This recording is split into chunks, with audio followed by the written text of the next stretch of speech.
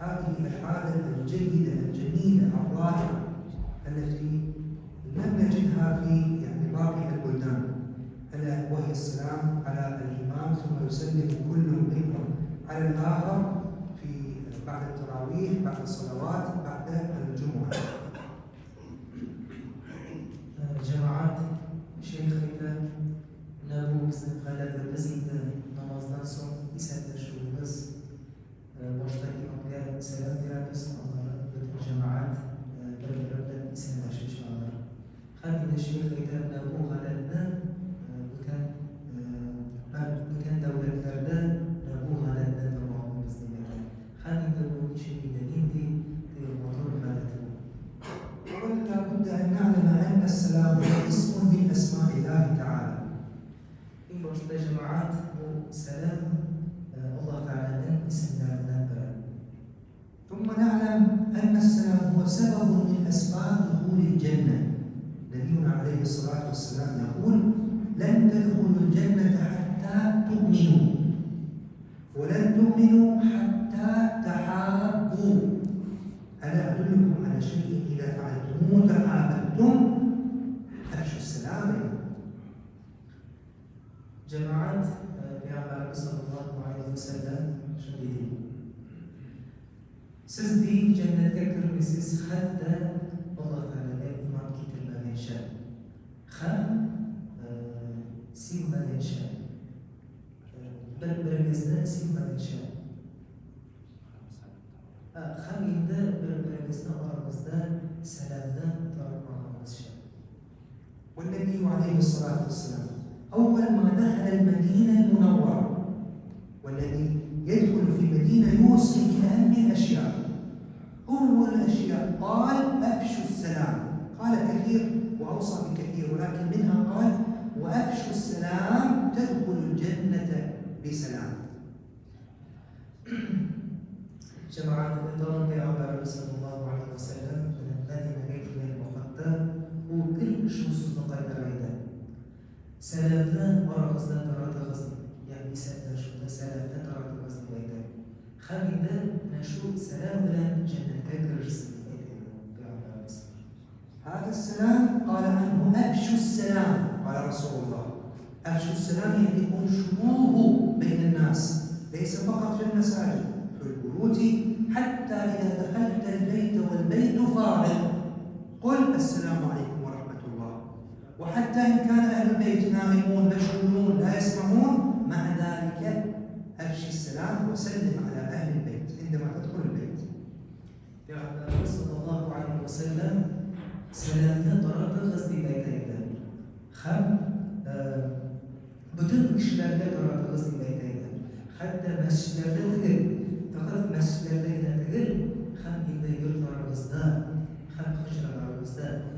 Mesela eğer yurtumuza girseniz de selam veririz diyeydi. Eğer de hocaları, mesela eğer de babalarımız, hem de hatırlarımız yuklanan olsalarda, yok olsalarda selam veririz diyeydi. Esselamu aleyküm yurtlar girdiğinde.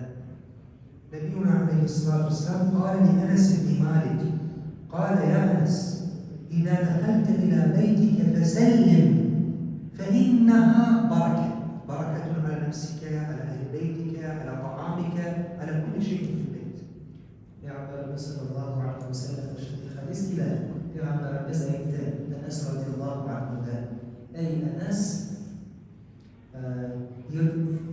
yurtuna giren vakitte, yani uyuma giren vakitte selam ver diyeydi. Dürüstlükte inde selam bereket diyeydi Peygamberimiz sallallahu aleyhi ve sellem. والسلام سبب من أسباب مغفرة الذنوب. قال عليه الصلاة والسلام: ما تصافح مسلمان، المصافحة، ما تصافح مسلمان إلا تحاتت ذنوبهما، تساقطت ذنوبهما كما يتساقط الأوراق من الشجر. في الخريف الأوراق من الشجر تتساقط، فكلما صافح المسلم أخاه المسلم سقطت الذنوب من بين أيديه. Cemaat kararız şimdi diyorum. Eğer hadis ile Peygamberimizden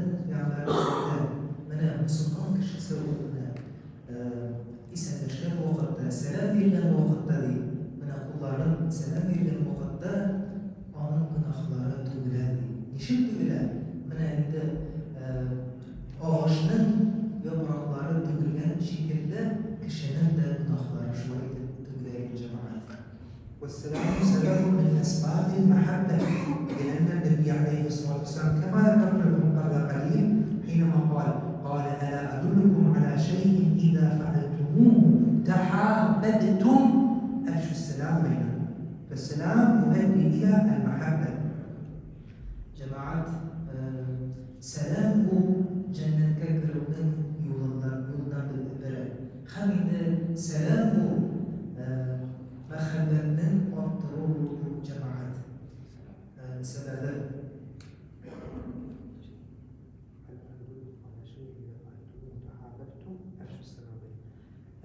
Peygamber sallallahu aleyhi ve sellem'de min sizge şu bilgilerden eğer mana şu selamda torarsanız muhabbetler olursunuz. Hani yani aranızda muhabbet olur diye Peygamber sallallahu aleyhi ve sellem muhabbetine aranızda muhabbetini artırır diye. والسلام سبب من أسباب الراحة والطمأنينة. لو جاء الآن رجل لا نعرفه نخاف منه بمجرد أن يقول السلام عليكم ارتحنا، قلنا هذا الحمد لله لا يريد بنا شرا. خلينا جماعات سلام تنشر خطلك أجل شيء يتبرك شيء إنسان مثلا أنا بالنسبة للمكان كشيء إنسان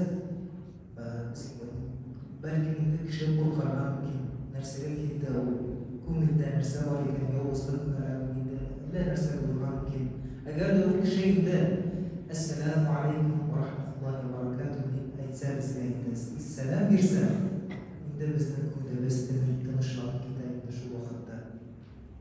والسلام سبب من أسباب زيادة الحسنات.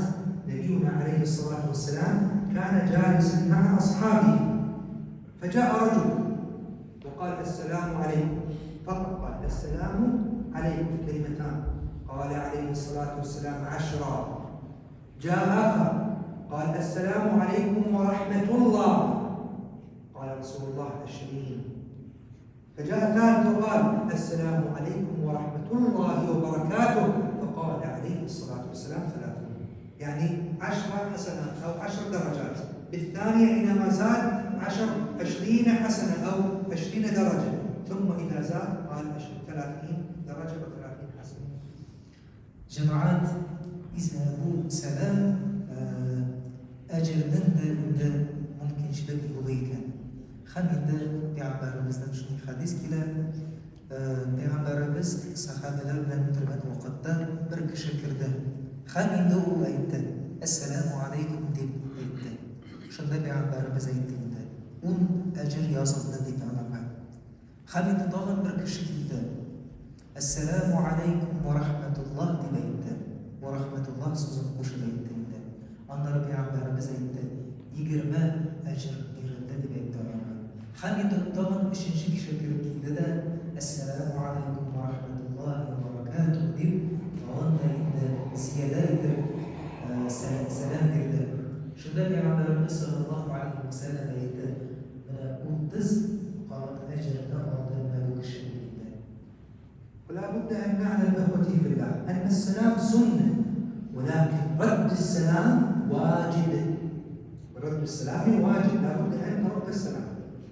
جماعات هو سلام يرو سنات ما بس بركشي لا سلام يرو مزيكا من أبو سنات جماعات خلي دقراء صادمي أنا لا جواب يرو وعليكم السلام ورحمة الله وبركاته دي جواب يرو واجب جماعات واجب كان مسكان بركشي لا ممكن زي السلام عليكم دي زي جواب مش اختبار مش ممكن اخطبوها جماعات بس جاء جواب واجبها. ورد السلام يقول عنه ربنا تبارك وتعالى وإذا حييتم بتحية فحيوا بأحسن منها أو ردوها. جاء رجل وقال السلام عليكم، إما أن تقول وعليكم السلام أو وعليكم السلام ورحمة الله. جاء رجل وقال السلام عليكم ورحمة الله، إما أن تقول السلام عليكم ورحمة الله نفس الشيء أو تزيد وتقول السلام عليكم ورحمة الله وبركاته. جماعة القرآن ده شو آيات كده أجل سيزدي قشن كي سلام بيرجن وقتlarında siz cevap veriniz ya كده ondan da ziyade getirip cevap veriniz diye Allah Subhanahu ve Teala Kur'an'da şöyle merhamet kılıyor. خلينا مثلا بس bizga kişi degan do'stimiz assalomu alaykum deydi. Hamda biz ularga va alaykum assalom deb qaytaramiz yoki va alaykum assalom va rahmatulloh deb qaytaramiz. Agarda shu do'stimiz assalomu alaykum va rahmatulloh deb aytsa, biz ularga deyishimiz va alaykum assalom va rahmatulloh deb yoki va alaykum assalom va rahmatullohi va barakatuh va alaykum assalom deb. Chunki Rabbimiz subhanahu va taolo Qur'onda shu kishiga va alaykum assalom va rahmatulloh degan kishiga shu o'zining salomatcha javob beribsiz yoki ondan ziyoda ettirib javob beribsiz demakdir. ولا يجوز أبدا أن يأتي إنسان الآن وهو فرح مسرور بلقائنا يقول السلام عليكم ورحمة الله وبركاته ورضوانه ومغفرته ورحمته ونقول عليكم السلام. ما يمكن. لكن ربنا تبارك وتعالى قال فأحيوا بأحسن منها أو ردوها نفسها وليس أقل. خلينا bizga bir do'stimiz kelsa-da, bir kishi keldi-da, ko'p ittirib salom berdi. Assalomu alaykum va rahmatullohi va barakatuh deganda shunday ma'qul ittirib salom bergan biz ularga va alaykum assalom deb aytamiz. Dars bo'yicha ham bu motorda bo'lmaydi. Shunga ko'ra Rabbimiz subhanahu va taolo Qur'onda aytadi, agarda salom bersalar sizga shunday aytib javob qaytaramiz. Mana shu o'zining salamicha yoki ondan ziyoda aytib, ondan ma'qulroq aytib javob beramiz. Ondan ko'ra aytib javob beramiz deydi.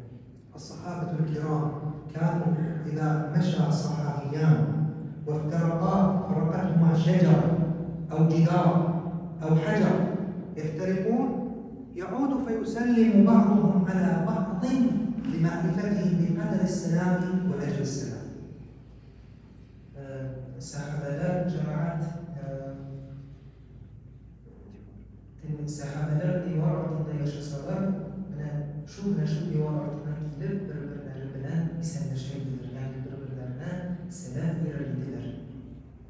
ومن سنن السلام أن يسلم الجمع الكثير على القليل على الكثير والراكب على الماشي والماشي على الواقف والواقف على القاعد. دائما هكذا هي سنن السلام. القليل على الكثير، الراكب على الفرس وعلى السيارة على الماشي، الماشي على الواقف، الواقف على القاعد.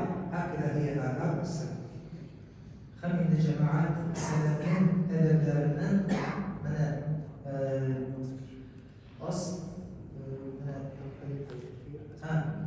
az olan kişiler bu kişiye selam verilmelidir. Hamide yürüyen kişi oturan kişiye selam verilmelidir.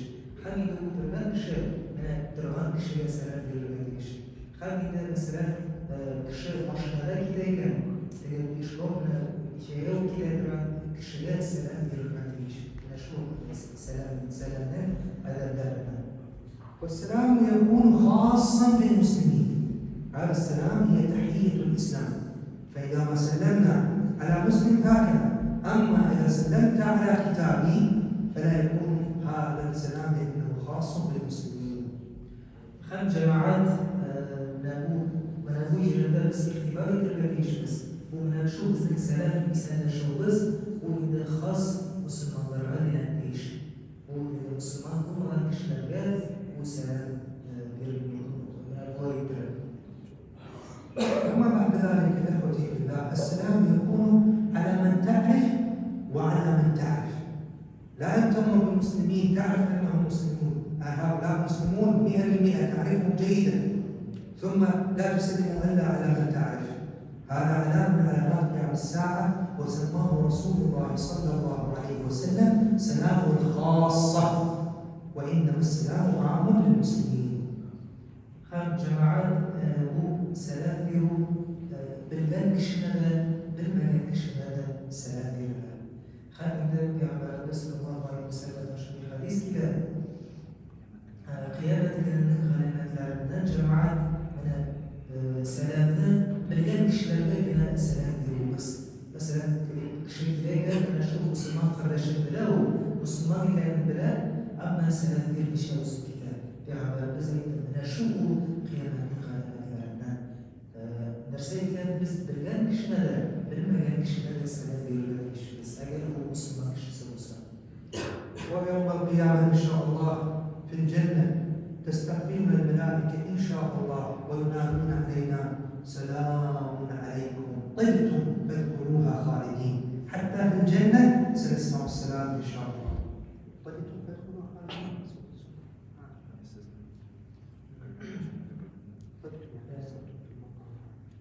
جماعات القرآن ده شنو آيات كده مثلا أنا يبدأ بس يبدأ جنة كيف كان وخطر بزدان بسنا فرش تلا شوية كتبار سزقال السلام وصلي من شنو مقام ده يشتغل خلي ده أنا أقول شنو رب بزدان نعمة لنا كريس يعني جنة كريس سزقال سلام وصلي فرش تلا بزدان كتبار نسأل الله تبارك وتعالى أن يجعلنا من أهل الجنة. اللهم إنا نسألك الجنة. اللهم إنا نسألك الجنة. اللهم إنا نسألك الجنة. اللهم إنا نسألك الجنة. اللهم إنا نسألك الجنة. اللهم إنا نسألك الجنة. اللهم إنا نسألك الجنة وما يقرب إليها من قول وعمل، ونعوذ بك من النار. ونعوذ بك من النار. اللهم أجرنا من النار. اللهم أجرنا من النار. اللهم أجرنا من النار. اللهم أجرنا من النار. اللهم أجرنا من النار. اللهم إنا نعوذ بك من النار وما يقرب إليها من قول وعمل. اللهم إنا نسألك الجنة لنا ولوالدينا ولأزواجنا وذرياتنا وإخواننا وأخواتنا وأصحابنا ولمشايخنا يا رب العالمين رفقة النبي محمد صلى الله عليه وسلم. اللهم تقبل منا وقبلنا. اللهم عافنا واعف عنا وكن لنا حيث كنا. اللهم حسن أخلاقنا وطيب أرزاقنا وألف بين قلوبنا وتوفنا إليك مولانا بالحسنى. اللهم أحينا سعداء وأمتنا شهداء واحشرنا تحت لواء سيد الأنبياء. اللهم لا تحرمنا من نبيك الشفاعة واجعل العلم والتقى لنا أربح بضاعة وآمن خوفنا يوم تقوم الساعة وامن علينا بالنظر إلى وجهك الكريم يا كريم يا رحيم يا رحمن يا الله يا أرحم الراحمين. يا أرحم الراحمين تقبل منا صلاتنا وصيامنا وقيامنا واستجب لنا دعاءنا واغفر لنا ولوالدينا والجماعة الحاضرين والديهم وأمواتنا وأمواتهم ونهدي لهم ثواب سورة الفاتحة.